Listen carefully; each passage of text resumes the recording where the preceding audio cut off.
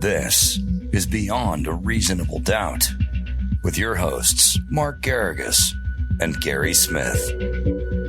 Gary, looking fresh today. You got the high and tight going on. Thank you, sir. Yes, got a haircut, and I don't know if I'm going to get another one before Christmas, so I went on the short side. Yeah, well, it's probably good. It lets you let it grow out. Yeah, absolutely. Yeah, and you're curating today, right? I'm letting you curate. Yes, I am, and I think that where we should start is the one story that we don't have video, assets to go with it, which is the revised gag order, which was put back into place with new provisions. I wanted to get your thoughts. That was the big news of the week. So interestingly, for those who watch every week, as predicted, they did not place the gag order after oral argument, or it was suggested by some commentators that they were just going to dissolve the stay. They did not do that. In fact, these three democratically appointed circuit court judges actually restricted the gag order and sent it back to her and made the signal, as we discussed a couple of weeks ago. If you listen to the oral arguments, you knew where they were headed. They had asked about the case Gentile. They had quizzed both lawyers about it, and clearly under Gentile, a criminal defendant, and Gentile was the case out of Nevada, where Mr. Gentile, who was a lawyer defending a client, had made comments in response to the prosecution's case. And the idea that somehow you can't do that, number one. Number two, that you're the president, former president of the United States, who's once again the leading nominee for the party, and you're going to restrict him based on his speech surrounding the last election. I will tell you, I don't think that we've heard the last of it, but they did, in fact, restrict the order that was issued at the district court level. Right. They gave him back the ability to disparage Jack Smith as the face of the investigation, if I was reading it right. Is that true? It's exactly right. And the idea that somehow prosecutors and this idea that prosecutors are somehow sacrosanct, they can objectify, they can demonize, they can go after defendants all they want. But God forbid if the defense pushes back on the prosecution and calls out their shenanigans. And then all of a sudden it's like, run to mommy. I need a gag order, gag them. I'm hoping one of these cases gets to the U.S. Supreme Court, because me too. It's about time that somebody steps in and says Shepard versus Maxwell was fine when we were protecting the defendant. It's not to be used as it is now as a cudgel or a sword against the defendant. And that's exactly what has happened. They've turned Maxwell on its head, Shepard v. Maxwell on its head, and it's time for the U.S. Supreme Court to come in and give it a new and revised and reiterate once again, if it's the First Amendment versus Sixth Amendment, in this case, it's the First Amendment and Sixth Amendment. You can't just ignore it. Right. And, you said run to mommy, but in my experience, it's either run to mommy or run to the YouTube comments, because people definitely have been vocal about this on all forms of social media. It's been interesting to see the different sides and how they express their outrage. Yes, I know. And that's one of the great things about the First Amendment, is that you can express your outrage in the comments. That's the whole idea. Yep, absolutely. I couldn't agree more. All right. Well, talk about expressing yourself. Let's pivot to a different story here. We recently had a member of Congress expelled. I don't quote me on this, but I believe I saw that it was the first time it's happened in 100 years and maybe the third time ever. Does that sound correct? I think that's accurate. Yeah. And none other than, I'm sure you're talking about the ex-Republican member of Congress, George Santos. George Santos from the state of New York, yes, who had a torrid history and a very scandal-filled run, I would say, in his congressional career, short-lived congressional career. Well, I just thought that this was something we should highlight because, boy, has he fallen from grace, and he is now still trying to make money any way he can. And one of those ways is on Cameo, where apparently for $200, he will say pretty much anything you want. Let's check one out. Hey Heath, George Santos here. I'm so proud of you for coming out as a furry, and I just wanted to tell you that your friends and family all accept you, and they're all excited about your persona, which is awesome to be a beaverpuss, a beaver and a platypus. So let me tell you, they all love you, beaverpuss. Don't you ever get your head down, and don't you ever let anybody tell you what you can and can't be. I'm so proud that the corporate folks at Arby's gave you the go ahead to go to work in your persona. So if you could just, live it up and be as perfect as you want, just keep doing you, and yiff. Bye. Now, gun to my head, Mark, I'm not sure if I could pick what my favorite part of that is. Platypus is certainly pretty high up on the list. It's just the shout out to the corporate at Arby's was pretty fantastic. I mean, that was, I didn't see the shout out to corporate at Arby's coming. So yeah, that came out of left field. My favorite, the shout out to the corporate at Arby's. But Gary, I now know what to get you for Christmas. That would actually make me laugh very, very hard. Hey, everybody, what's up? It's Gina Grad. And when you're searching for the perfect piece of jewelry, it can be hard to find a brand you trust. Alex and Ani has been creating meaningful jewelry for over 20 years, designing pieces that connect you with all of life's important moments. With an emphasis on value, there is truly something for everyone. They've recently launched their everyday collection. I could not love it more. These pieces are made from stainless steel and an advanced water-resistant plating method that doesn't tarnish. It has the look of real gold. It's beautiful. I love these pieces because they feel so classic, but they have so much versatility. Alex and Ani are also featuring some gorgeous pieces that I have right here, like Black Lotus, this gorgeous Black Lotus charm necklace, and their Stay Wild pendant, and their Wings of Protection necklace that have a classic and vintage feel. See that? And of course, you can't forget their signature bangle bracelets, which I'm also wearing. And I have a lot of their stuff. I have the numerology bracelets. I have the hula dancer to commemorate a meaningful trip I took to Hawaii. From classic to bold statement pieces, Alex and Ani makes it easy to sprinkle your personality into each piece or make a truly meaningful gift for someone you care about. Meanwhile, you can take comfort in knowing that you're shopping with a socially conscious brand, as Alex and Ani has donated over $60 million to nonprofits worldwide, connecting fashion and philanthropy in an easy, fun, affordable way. Right now, Alex and Ani is offering our audience 20% off. So check their gorgeous collection out at alexandani.com and use the promo code MIDAS. That's MEIDAS at alexandani.com. Use that promo code at checkout for 20% off your order. Come and get something beautiful. All right. Let's pivot to the last story here that we're going to spend a little bit more time on. And that is the Young Thug case. We've spoken about this before, and it bears watching again. So this is from a previous episode for those who follow each week, and then we'll get to some new clips. Thug meant and means to Jeffrey something very personal. It was his pact that if he could ever make it as a musical artist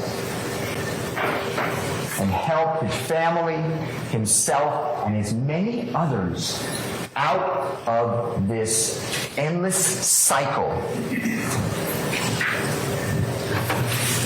of hopelessness, he would be truly humble under God.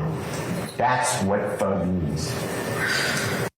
So that was from the opening statements, and that was Young Thug's lawyer who was trying to refame the state of his name and the meaning of his rap moniker. But for those who aren't following, this is, of course, one of a few notable RICO trials going on in Atlanta at the moment, where Young Thug and his YSL record label, or gang, depending on whose interpretation you're interested in, is on trial now. Now, it took 10 months to seat this jury, and they're expecting the trial to last a year. We're about 7 days into it now, and already the judge has shown that he will get saucy with kind of anyone who crosses him. This is him interacting with a juror. Again, it's within the first 7 days of a trial that is expected to last 1 year. Any problems, any issues? Working through it. Okay, all right. Well, I don't provide an ad nauseum supply of snacks, okay? So you're going to bring your own food, all right? But it's the only thing I can tell you, okay? Long shot, but say again? I know it's like a long shot, but can we get like lunch maybe once every 2 weeks or so? I mean, You got a lot of nerve, man. I'm trying to ask me for lunch. that's why you can be part of the jury. For you to ask those questions? Okay, all right. No, we don't provide lunches. County's got bad credit, so we used to be able to. We used to be able to provide lunches because I had a juror account. I don't at this point in time, and it's one of those things that I wish I could provide you at this point in time, but I'm not in a position to do so. I can tell you that once you become a deliberating jury, that we might be able to make some arrangements for some substance. Okay. So so funny. In Los Angeles County for years, there was a place in Pasadena, friends and clients various times, called Burger Continental. Did you ever go by Burger Continental? No, not familiar. On South Lake in Pasadena, Burger Continental, from the time I was in high school up until years ago, when they pulled the plug on the business, they used to supply food for the jurors on long cases. That used to be one of the things that Harry and Gary did. And so it's interesting that they say the county's got some bad credit. I think the judge was joking there. He was joking, and I think he dipped out of that pretty quick because he realized that was going to become a clip that people exactly. like me. He's got it. Can you imagine that with the Board of Supervisors or whatever the governing body is there in county would probably want to have a little fun with him on that. Well, yeah, because he's got people like me sitting there in the weeds going, yes, I'm going to play this on my show. This is perfect. But it wasn't just jurors that he's willing to get into it with. This is his interaction with, it appears to be one of the prosecutors. Is there anything else at this point in time? Your Honor, did juror number 39? Would you stay out of my business, Miss Love? Oh, well. Stay out of my business. Judge, I'm sorry. I've been doing this a long time. Yes, I have. Yes. And if you really must know, she's going to reschedule her appointment to the week of the King holiday. You happy? No, you're not happy. But anyways, that's the explanation you're going to get. I'm on top of it. Okay. This guy's got a career, man. He's got a career. I'd like you see that prosecutor saying, okay. I mean, gave up. They was not pushing back at all. I feel like she's tussled with him before, and she knew that was not going to be a winnable battle. This is I just stay out of my business. This is a lot more fun than a lot of the trials that we do on the left coast. I'll tell you. Yeah, absolutely. And once again, we are 7 days into a 365-day planned trial, and this judge is already getting saucy. But it's a very interesting trial. Now, to get a little bit more serious, I also wanted to highlight something that happened recently. A juror found a video clip online that was not the feed that is being broadcast that we've been watching. That's being broadcast on, I believe, the Law and Crime Network.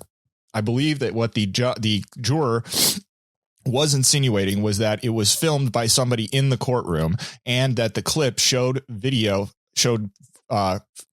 coverage of the faces of the jurors. And this juror sent the video to a bailiff and raised a concern that their faces were being shown. This is the judge interacting with that juror in light of the clip in question that she had submitted to a bailiff. Wait, I haven't seen this yet, Gary, but I'm going to guess that, let me see if I'm right. Is he going to say, didn't I give you an admonition about watching the media? Okay, go on. Let's just see. We'll get there. Yes, correct. Would this video in any way affect your ability to listen to this case, apply the law, that I'll give to you and your colleagues to apply to the facts and the evidence as you determine them to be and render a decision that speaks the truth as to all parties? Not at all. All right. So your basic concern was that you thought that he might be filming in contravention of the court's order. Correct. All right. And how do you know him from, or what caused your concern to raise this to Sergeant Ingram? I know the history that follows this gentleman. Okay. And without getting into that, and that's what made you concerned? Yes. Okay. All right. Hold on for 1 sec, Gary.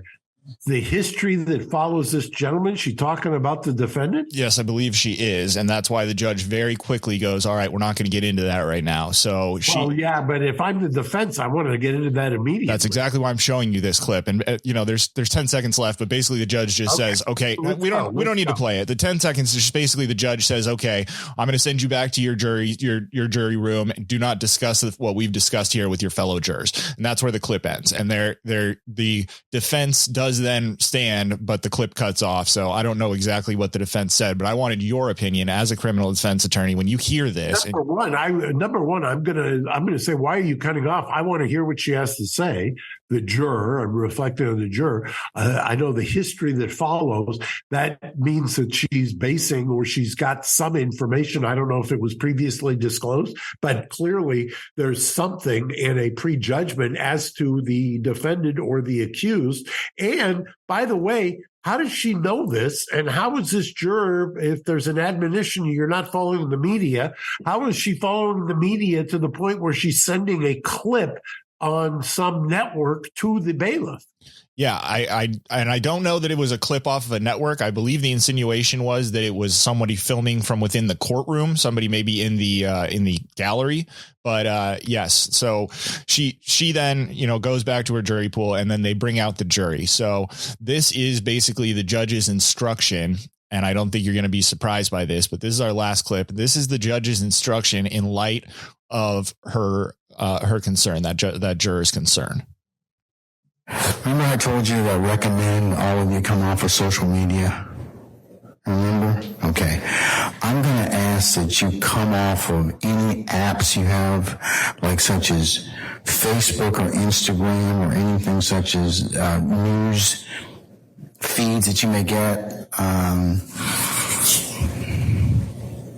And the reason being is for a couple things. One, they have algorithms in it that pick up whatever it is, the location you're in. And, the temptation is just really great. And I don't want you to be exposed to anything inadvertently. Okay. So I would ask that you do that. And you probably ask, well, I need to at least keep up with what's going on. Do that when you get home. But, I would ask that, that if you came off of the media apps or social media, you won't have that issue to deal with. There won't be anything that pops up on your feed or anything that may cause you to come in contact with anybody or any third party that is broadcasting about this trial. That is my concern for all of you, is I know that all of you are going to follow my directives and not listening to this case, but it's just too much a temptation for people to kind of like, oh, let me just recap of the case today on the AJC or 11 Live or Channel 2 or 46. I'm asking that you all just do that. Yeah, well, the talk about something that's honored in the breach. The idea that somehow in any kind of a case is televised or is high profile, the jurors are going to be able to insulate themselves is fanciful at best. Well, yeah, that's exactly what I was thinking. It's like, I'm not sure I know an adult human being who is capable of going 365 days without looking at the news or social media. I mean, I certainly no one my age can.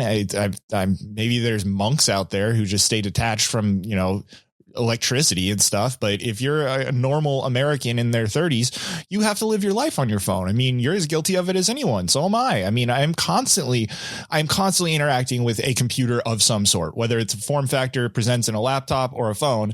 I'm spending most of my time doing that kind of an interaction. One of the most frustrating things in life is the app that shows you how much time you've been on. I turned that shit off. That'll send me down a freaking dark hole. It is. Oh yeah, that's I understand the meaning behind it, and I'm sure one day soon I'll want to turn on some of those settings for my son to try to limit his screen time so that he doesn't become as digitally enslaved as I am. But for me, that's just that app's just a bummer. Yeah, we've got quite a week coming up, so I'm very excited about some of the cases that are going on. And there's one out of New York, and we've got a couple others across the country. So, Gary, hopefully we'll see you again this week. And absolutely. And everyone stay tuned. Make sure you're subscribed on your requisite podcast app. And please also do us the favor of going to youtube.com/reasonable doubt podcast and subscribe there as well. You'll want to have those subscriptions turned on because I have a little travel coming up. So we may be doing an early episode or an episode a day or two later, or maybe both. So stay tuned. Make sure you're subscribed in all the right places so that you don't miss us when we are back very shortly. Mark, thank you very much for your time as always. Gary, good to see you. Hopefully I see you this week. You will. I'll see you soon. Bye-bye, everyone. Thanks for listening to Reasonable Doubt. Subscribe on YouTube at youtube.com/reasonable doubt podcast.